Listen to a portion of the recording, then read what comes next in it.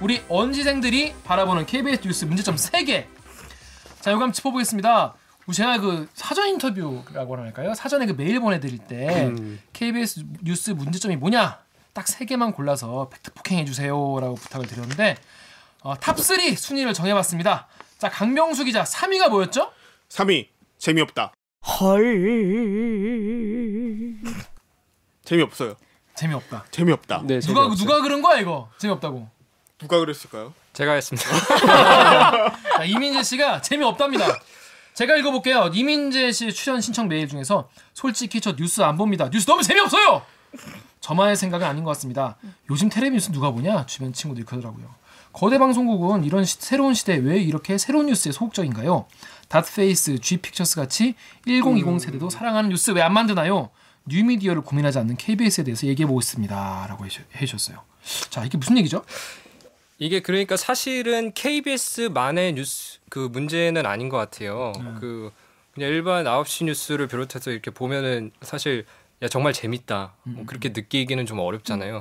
그래서 제가 좀 궁금해가지고 하루는 SBS, MBC, KBS 뉴스를 그 유튜브에 동시에 띄우고 동시에 그 재생 버튼 딱 눌러봤어요. 근데 너무 신기한 게 그 뉴스 아이템의 순서도 거의 비슷하고 그 보도 내용하는 그 방식도 약간 비슷하고. 그러니까 사실 그러니까 거의 뭐 제 입장에서는 재미없는 뉴스 3개가 동시에 이제 방에 나가고 있는데 그거를 보는 것보다는 사실 유튜브 같은 데서도 이제 뭐 미디어 스타트업이라던가 뭐 뉴미디어 뉴스 이런 거 시도하시는 분들이 많거든요.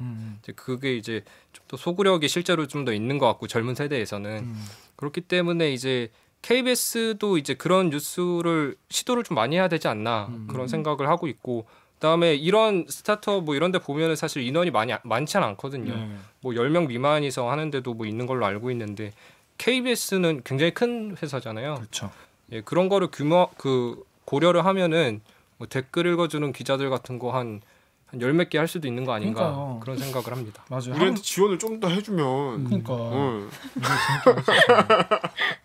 무슨 말인지 알겠어요. 그러니까 재밌는 뉴스. 근데 약간 역할이 좀 다른 게 아닐까요? 그러니까 여기는 약간 진짜 흥미의 위주의 어떤 뉴스라면은 KBS의 9시 뉴스 같은 경우는 종합 뉴스라는 거거든요. 이렇게 보세요. 아, 이거 정도는 알아야 우리나라가 지금 모든 분야가 다 어떻게 돌아가는지를 알 수 있는 그런 이른바 이제 나쁘게 말하면 백화점식 뉴스라고 하는데 그렇죠. 그래서 이제 그거를 없애자는 얘기는 아니에요. 그런 거 없애자는 얘기는 아닌데 댓글 읽어주는 기자들 같은 경우에도 지금 뭐 팟빵에도 올리고 유튜브에도 올리고 그렇게 하잖아요. 그러니까 이런 식으로 여러 개 만들어서 여러 군데 올릴 수 있는데 그건 그대로 두면서 그거를 하고 있지는 않은 것 같아요. 그게 내 말이야. 내 말이 그 말이야. 우리 이런 거 많이 만들어야 되거든요. 더 해주세요. 우리 이런 거 많이 만들어야 되거든요. 그러니까 KBS가 그 회사 규모가 어느 정도 되죠? 기자 몇 명일 것 같아요? 규모까지. 우리 기자 몇 명일 것 같아요? KBS 기자 몇 명일 것 같아요? 500-600명? 500명 몇 명일 것 같아요? 기자만? 저 800명 정도? 800명. 되게 많다고 생각하는데 우리 400명이거든요. 근데 이거는 엄청 많은 거예요. 우리가 지금 기자 숫자로는 한국에서 제일 많아요. 네, 전 언론사 통틀어 가장 큰 규모. 기자는 많아요. 할 사람 많아. 근데 왜 안 해? 그래서 그분들이 한 서너 명 정도씩 이렇게 약간 게릴라식으로 우리 게릴라야 지금 우리 게릴라 우리. 그러니까 게릴라가 한 20개 있을 수도 있는 거잖아요. 그럼요. 한 10개, 20개 있을 수도 있는 건데 댓글 읽어주는 기자들 이거 하나밖에 없는 게 좀 아쉽다. 그렇습니다. 다음에 KBS 들어오셔가지고 하나 만드세요. 좋아해. 네, 알겠습니다. 다음. 자, 2위 데스크 문제 있다. 배우 세력이 있는 것 같다. 이 얘기 누가 한 거죠 이거? 네, 바로 접니다. 그렇습니다. 네, 정광영 네, 제가 얘기한 건데요. 미디어스에서 KBS, SBS 중간 광고 보도할 때 자사 입맛에 맞는 발언만 했다고 이것도 제가 MBC 거를 봤는데 MBC에는 뭐 중간 광고에 대해서 반대 입장에 어떻게 뭐 사람들이 어떤 의견이 있냐를 정말 자세하게 잘 다뤄서 보도를 했더라고요. 근데 유독 SBS와 KBS는 무조건 올려야 된다. 올려야 되는 그런 쪽에 대해서 좀 많은 편을 들고 그쪽 기사밖에 내지 않아서 저는 개인적으로 굉장히 안 좋게 생각을 했습니다. 네. 이거 보면 반대가 아예 없었던 것 같은데? 그렇네요. 거의 뭐 한쪽에 올려야 한다는 답을 정해놓고 그 답을 향해서 얼마나 길을 이쁘게 닦아놓나. 뭐. 근데 아까 말한 것처럼 MBC는 그렇게 보도 안 했다는 거죠? MBC 같은 경우도 제가 찾아봤을 때 네, 반대 의견을 네. 적어서 보도를 했다고 제가 뉴스데스크. 봤습니다. 한번 볼게요, 저도. 요거는 한번 찾아봐야겠다. 반면 지상파의 중간 광고를 허용하면 광고 단가 상승으로 이어질 수 있다는 우려도 나왔다. 정용기 의원이 광고도 결국 소비자 부담으로 돌아가기 때문에 궁극적으로 국민 부담이 되는데 야당이 모두 반대해도 이렇게 무조건 밀어붙일 거냐? 이렇게 얘기해. 요게 들어갔네요. 이거는 빼박인데? 완벽하게 완전 세게 맞았는데? 준비를 많이 해오셨어요. 그러네요. 네. 요건 오늘 아까 오프닝 때 KBS 까고 싶어서 나온 미친 남자라고 얘기 드린 것처럼 준비를 하고 나왔습니다. 그렇습니다. 네. 미친 분이었어요. 약간 그런 끼도 조금씩 느끼고 있어요. 느껴져. 근데 왜 그랬지 우리 진짜? 맞네요. KBS가 정말 하고 싶은 말만 지금도 버릇을 아직 좀 못 고치고 있는 게 있네요. 그리고 마지막으로 1위 세 분이 다 짚어주셨어요. 올드하다.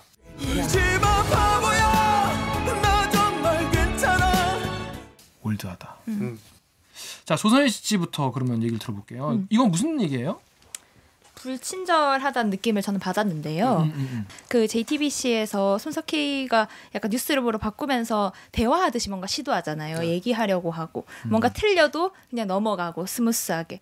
그렇게 따라서 약간 MBN도 그래요. 우리는 그 틀리는 꼴은 못 봐. 맞아요. KBS는 고질병이. 틀리는 꼴은 못 봐. 네.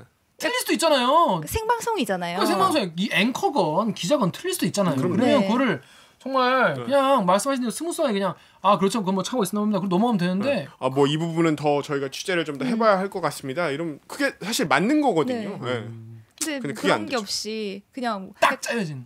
딱 짜여지고 약간 틀리면 뭔가 그 동공지진하는 게 보여요. 그 아나운서 분이 뭐 이런 다음에 정신을 다시 차리고 막 하시는데 그럼 되게 뭔가 잘 짜여진 각본 안에서만 하려고 한다는 느낌이 엄청 들거든요. 다른 뉴스를 보면 사실 그렇게까지 하진 않아요. 그렇죠. 요즘은 막 다 돌아다니면서 하고 서서 하고 기자랑 대담 많이 하고 틀려도 그냥 뭐 웃으면서 뭐 많이 긴장하고 있는 것 같네요. 뭐 이런 식으로 넘어가고 이렇게 하는데 전혀 그런 게 아니라 그냥 되게 막 쏘아주는 느낌? 이 기사가 중요하니까 이걸 들어야 돼. 막 이렇게 얘기해주는 느낌이라서 전 되게 불친절하다는 느낌을 받았어요. 어떻게 생각해요? 그런 생각 해봤어요? 이제? 저는 9시 뉴스라는 그 포맷 자체도 그렇고 그게 어떻게 보면은 지상파 뉴스 중에서도 되게 클래식 오브 클래식이잖아요. 맞아요. 클래식 오브 클래식이죠. 네, 그렇기 때문에 이제 저런 생각을 충분히 하실 수 있다고 생각합니다. 본인 생각이 어떤가요? 이거 저는 그냥 보지 않아요. 이거를 굉장히 돌려 말하는 거 아닐까요? 그렇구나. 저 안 봐서 잘 모르겠다. 솔직히 말씀드려서 솔직히. 봤어요. 봤는데 그 KBS 이번에 공채가 있었지 않습니까? 예, 그거를 이제 쓰기 위해서 KBS에서 어떤 뉴스를 만드는지 봤어요. 저는 안 봤어. 괜찮아. 자연스러운 인문 경로예요. 근데 어땠어요? 나랑 똑같네. 난 한 번도 안 봤다니까. 그냥 고루었죠. 그래요? 왜?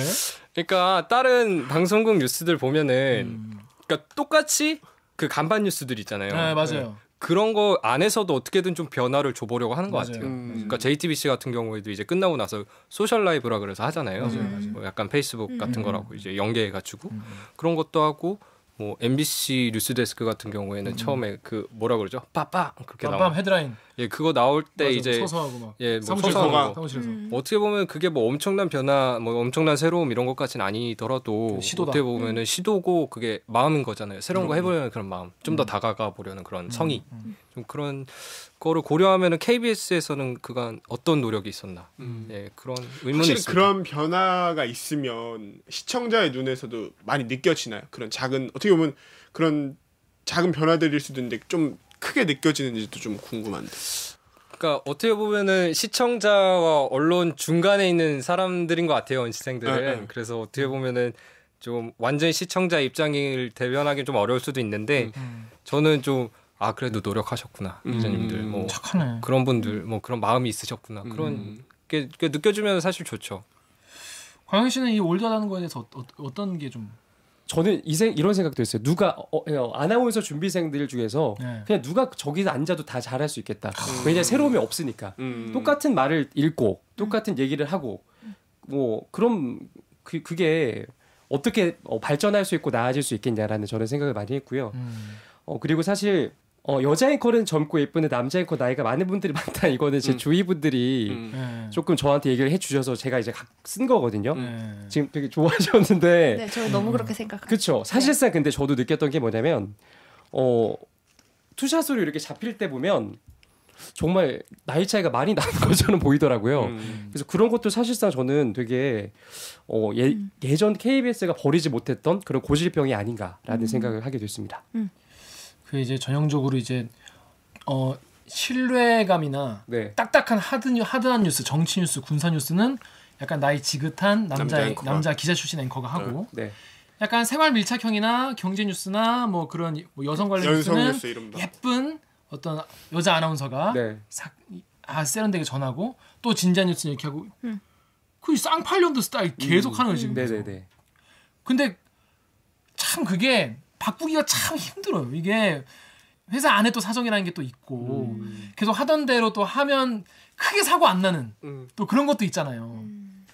그걸 참 못 바꾸더라고. 나도 참 그게 참 고민이에요. 근데 그게 언생들 보기에도 참 느껴질 티가 많이 난다는 거죠. 그렇게. 그런 얘기가 많이 나오죠. 그러니까 남자 앵커는 되게 중후하고 중년의 남성 전문가, 정치, 경제 뭐 이런 거 하고 여자 앵커는 어떻게 보면은 뭐 꽃 약간 뭐 그런 보조 같은 그런 느낌으로. 의미를 좀 부여하려고 하는 것 같다라는 이제 인상들을 많이 받아 하는 것 같아요. 그러니까 이런 걸 좀 깨야 되는. 그러니까 MBC도 주말 뉴스를 여자 앵커 한 명이 하잖아요. 근데 그분도 이제 기자 출신이긴 한데, 그러니까 우리도 뭔가 그런 변화를 좀 주면 좋을 것 같아요. 어때요? 그 이번에 MBC 아나운서가 화제가 됐던 게 안경 써서 그렇게 됐잖아요. 맞아요. 그런 뭔가 누구나 불편하게 생각할 수 있는데 너희는 그래야 돼라고 했던 그런 것들이 있으면 좀 깨부숴주는 그런 작업이 좀 필요할 것 같고 다양한 시도가 있을 수 있는데 안 하는 것은 아까 말씀하신 것처럼 이렇게 해도 굴러가니까잖아요. 그런 얘기를 하더라고요. 최근에 이제 저희 이제 주말 뉴스 같은 거 얘기할 때 제가 그런 얘기를 했어요. 아니 주말 뉴스 짧게 하고 앵커 한 명이 그냥 쫙 끌고 가는 걸로 합시다. 그랬더니 야 근데 진짜 이런 얘기. 야 기화 근데 그러면 두 명이서 하지 않고 한 명이서 하면 시청자가 좀 성의 없다고 느끼지 않을까? 근데 그렇게 생각할 수도 있을 수도 있나? 그런 생각이 들더라고요. 왜냐면 두 명이 이렇게 딱 앉아가지고 시작을 하면 멘트 쪼개서 하고 이러면 약간 좀 뭔가 준비한 것 같은 느낌이 들잖아요. 네네네. 뭔가 이게 네. 내가 이렇게 합을 맞추는. 그러니까 네. 약간 프로그램을 보는다는 느낌이 드는데 혼자 나와 있으면 좀 무성해 보이지 않겠냐? 그래서 그런가요? 그러고 말았는데 갑자기 든 생각인데 그렇게 말씀하셨다고 했잖아요. 그 어떤 선배분께서 뭔가 혼나지 않으려고만 하는 그 생각인 것 같아요. 시청자한테 왜 혼나면 안 되죠? 혼이 나야지 정신을 차리고 똑바로 할 수 있는데 왜 욕먹기 싫어하는지 잘 모르겠어요. 만약에 누가 단독으로 진행을 했어. 그리고 뭐 엄청 더듬거리고 잘 못했어. 그러면은 시청자가 욕을 하겠죠. 피드백을 뭔가 줄 거 아니에요. 그러면 거기에 맞게 바꾸고 다른 시도를 또 해보고 그러면 되는 건데 그 피드백을 안 듣겠다는 얘기인 것 같아서 막 그런 말 하잖아요. 악플도 관심이고 어떤 사랑이다. 목풀보다 낫다.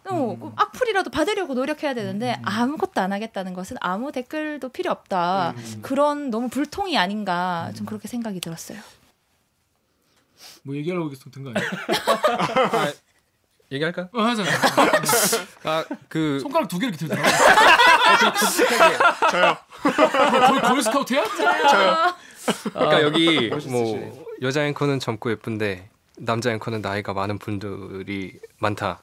너무 그게 뭐 그렇게만 돼 있다. 뭐 그러면 이걸 약간 바꿔보는 건 어떨까요?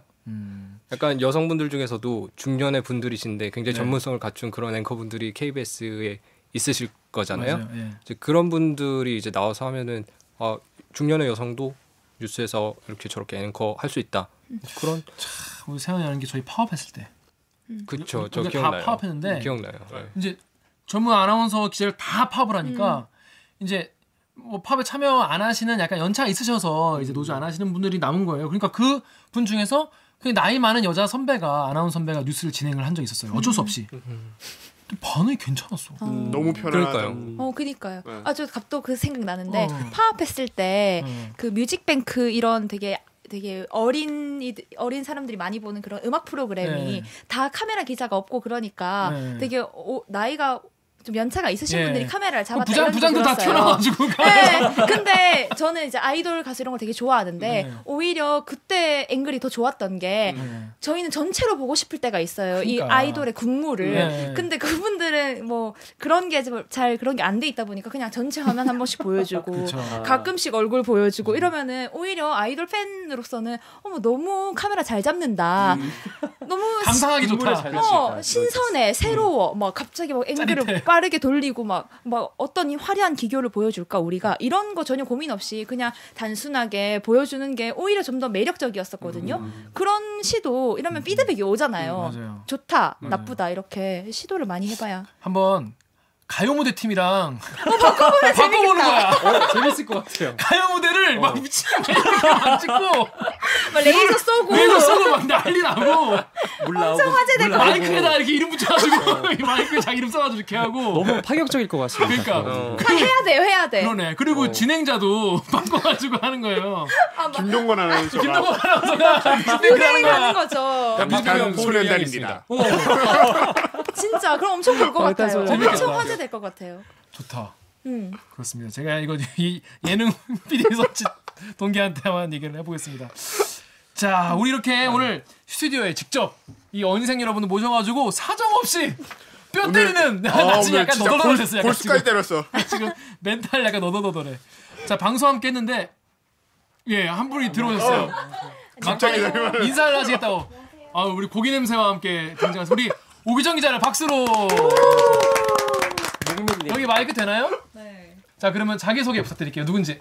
네. 목소리 미녀, 얼굴은 더 미녀. 신인차 기자 오규정입니다. 진짜 미녀세요. 진짜 미녀십니다. 네, 그게 진짜 막 광영 씨가 웃었어요. 크게 얘기해 주세요. 그래서 옥 기자 밖에서 좀 들었는데 네. 일단 그러면 옥 기자 소감부터 한번 들어볼게요. 밖에서 들은 어땠는지. 갑자기 물어보는 거죠.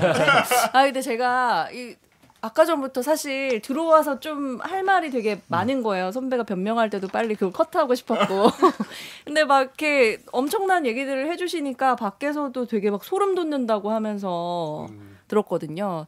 근데 뉴스를 이제 만드는 사람의 입장으로서 뭔가 변화를 시도하는 거가요. 두려워요.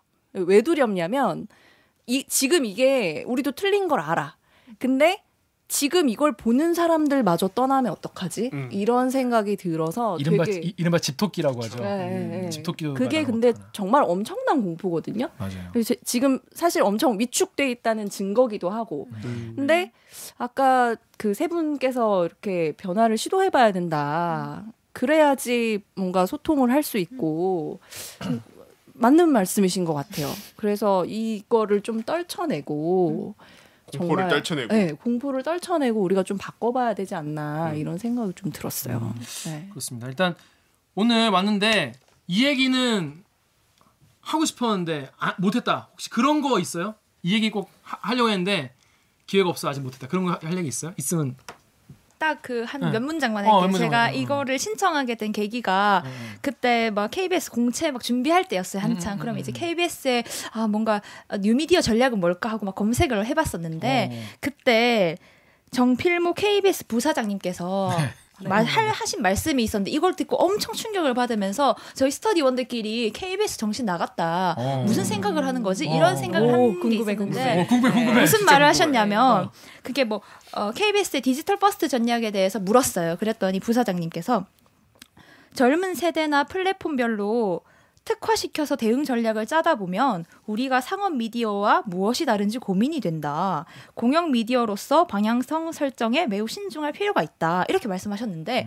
저는 도대체 젊은 세대와 영한 플랫폼을 어떻게 생각하시길래 우리가 여기에 맞게 대응 전략 짜면 우리 상업 미디어다라고 생각을 하시는 건가. 엄청 이게 무슨 말이지? 지금 뉴미디어가 뭐 엄청 막 빠르고 뭐 4차 산업혁명이다. 지금 SNS 뭐 다 모바일로 뉴스 본다. 이렇게 말하는데 당연히 젊은 세대에 맞게 당연히 플랫폼에 맞게 대응 전략을 지금 이미 짜서 실행을 한 5년 했어도 모자라요.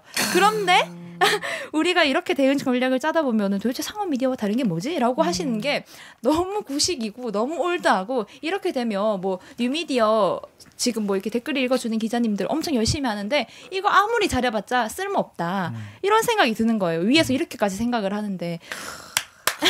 줘야 되잖아. 이거 바로 그냥 그 네. 분장실 이거는 앞에다가 편집하지 말았어. 확성기로 이렇게 나 자신 없다.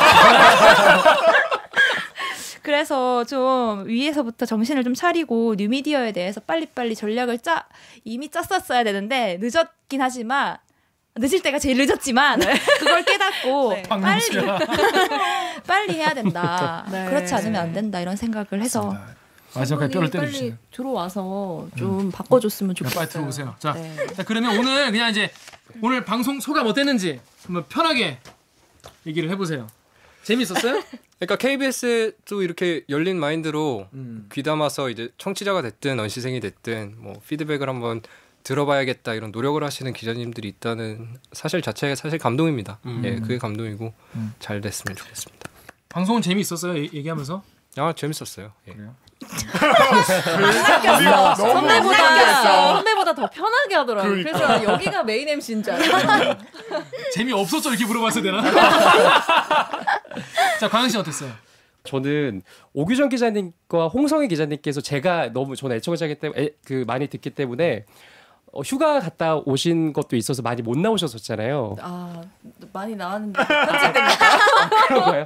죄송합니다. 어쨌거나. 근데 네. 어쨌거나 휴가를 다녀오시고 해서 뭐 몇 화 못 나오시기도 했고 맞아요. 홍성희 기자님 허리가 안 좋으셔서 못 네. 나오셔서 사실 오늘 제가 개인적으로 두 분을 너무 좋아하는데 못 뵈서 되게 아쉬울 뻔했는데 오규정 기자님은 또 뵈어서 되게 영광이고 다음에는 좀 홍성희 기자님을 좀 개인적으로 뵙고 싶어서 또 좀 요청을 주시면은 알겠습니다. 진짜 두 발 뛰어서 달려오겠습니다. 알겠습니다. 감사합니다. 사실 느낀 점이 우리 나오신 기자님들도 윗선의 눈치를 좀 보는 것이 아닌가 이런 생각이 들었어요. 아 그래 변명 많이 하더라고. 네, 변명을 너무 하셔가지고 이게 KBS 은연중에 받았어. 어쩔 수 없어. 끝까지 우리 쓴소리 정말 진심으로 감사를 드립니다. 아, 우리 오늘 방송도 그러면 참여 방법 알려드리면서 마무리하겠습니다. 자, 출연자분들 네, 따지고 싶습니다. 꼭 물어봐야 속이 시원하겠습니다.